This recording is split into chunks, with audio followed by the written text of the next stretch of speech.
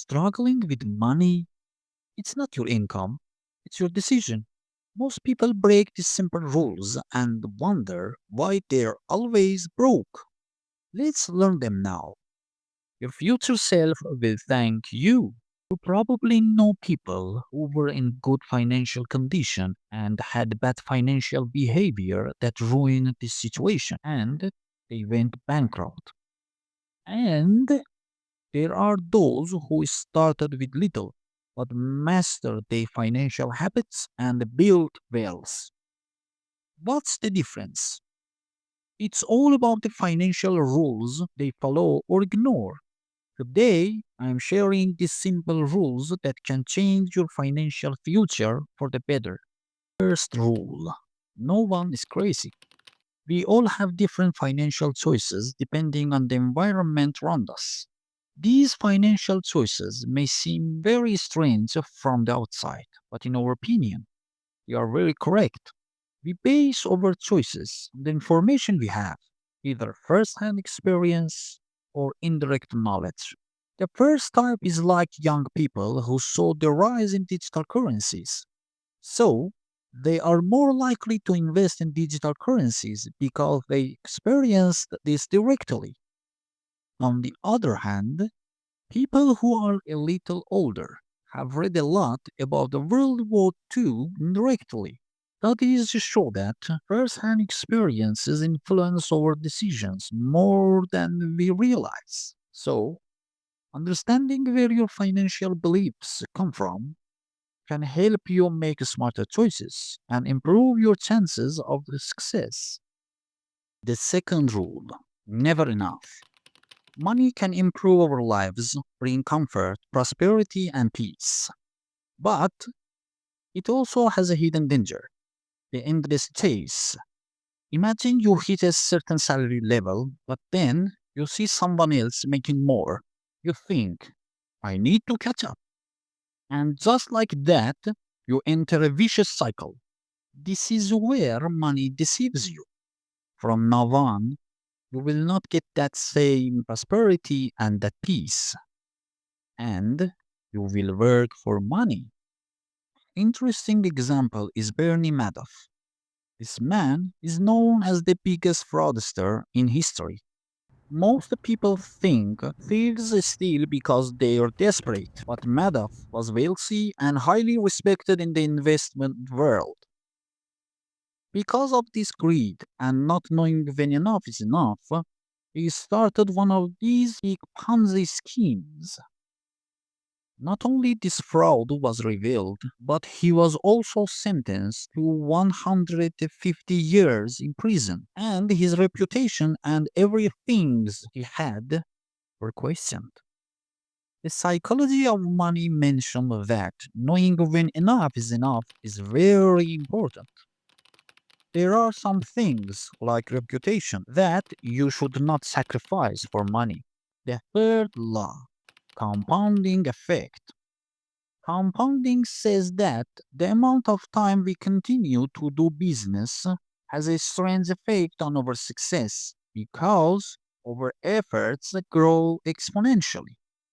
I have a very interesting example: Warren Buffett.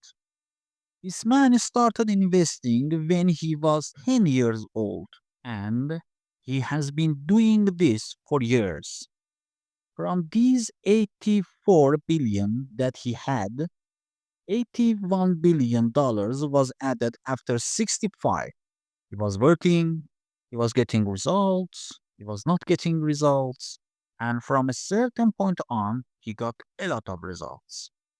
The long term mindset made all the difference. The book says if instead of $1 million, he had $25,000 at the age of 30 and retired at the age of 65, he would have $11 million instead. Fourth law: getting wealthy versus staying wealthy. Getting rich and staying rich are two very different skills. There are many ways to build wealth: starting a business, investing, catching a lucky break. But when it comes to staying wealthy, there are just two things. 1. Saving consistently and avoiding unnecessary risks. 2. Being cautious and always having a healthy fear of losing what you've built. You see, staying rich isn't about taking bold leaps every day. It's about discipline, patience, and protecting your money. The book points out that among the 400 richest Americans, around 20% lose their wealth every decade, not because they give it away or pass it on, but because of poor decisions. The fifth law: the real wealth is freedom. The greatest gift the money can give isn't the luxury, it's freedom. When you don't have money, you're often trading your time for someone else's priorities. But when you are financially independent, you gain control over your time. True satisfaction in life comes from having that control, the ability to wake up and decide what to do with your day. Psychologist Angus Campbell ran a study on life satisfaction and happiness. People filled out surveys about their quality of life, and there was one thing the happiest people had in common. They had more control over their lives. Money doesn't guarantee happiness, but it can buy you the freedom to live life on your terms. 6. The man in the car paradox. You buy an expensive car thinking people will admire you more. You imagine them watching you drive and saying, wow, that person must be successful, stylish, and impressive. But here's the truth. When people see that car, they're not thinking about you. They're imagining themselves in the car. They're thinking, I'd look so cool driving that. In other words, your flashy purchase doesn't earn you more respect. This is the man in the car paradox. We believe luxury buys admiration, but what it really buys is fleeting attention. You see this in social media all the time. People flashing designer clothes, luxury watches, exotic cars, but true wealth isn't loud. In fact, many richest people live far more modestly than you'd expect. The seventh rule: wealth is what you don't see. Spending money to show people you have money is the fastest way to have less of it. Rihanna, in one point, went bankrupt despite earning millions. When she blamed her advisor, he simply said, was it my job to stop you from spending? The book's message is clear. Real wealth is what you don't see. It's the money you don't spend. The savings, the investments, the quiet financial security that gives you freedom and peace. Just look at Ronald Reed, a janitor and gas station worker who died with over 8 million saved. Quiet, disciplined, invisible wealth. Rule 8: saving money.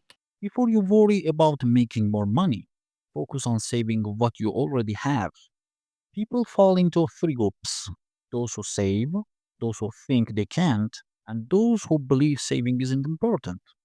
But here's the truth: the one thing you control fully is how much you spend. Income can rise or fall, but your spending habits, that's your power. During the 1970s fuel crisis, they couldn't just produce more oil. The solution was cutting the consumption. It's the same with money. Saving gives you control, freedom, and safety net when life throws surprises your way. Law 9 will change if we are going to change. One of the biggest mistakes in money and life is assuming you will always want what you want today. But people change, goals shift, life moves in unexpected directions. That's why rigid, long term plans can backfire if you don't leave room to adapt. If you ignore the fact that your future self might be different, you risk locking into decisions you may later regret financially and personally. So, plan wisely, but plan with flexibility. Building real wealth is about understanding how money works and how you behave with it. These 9 rules remind us that mindset, habits, and self awareness are often more powerful than income alone. Whether it's saving, staying humble, avoiding ego traps, or planning for the future that may change. Small decisions today shape your financial freedom tomorrow. Learn these rules, live by them. Your future self will thank you. Thank you so much for your likes, subscribes, and shares. See you in the next video.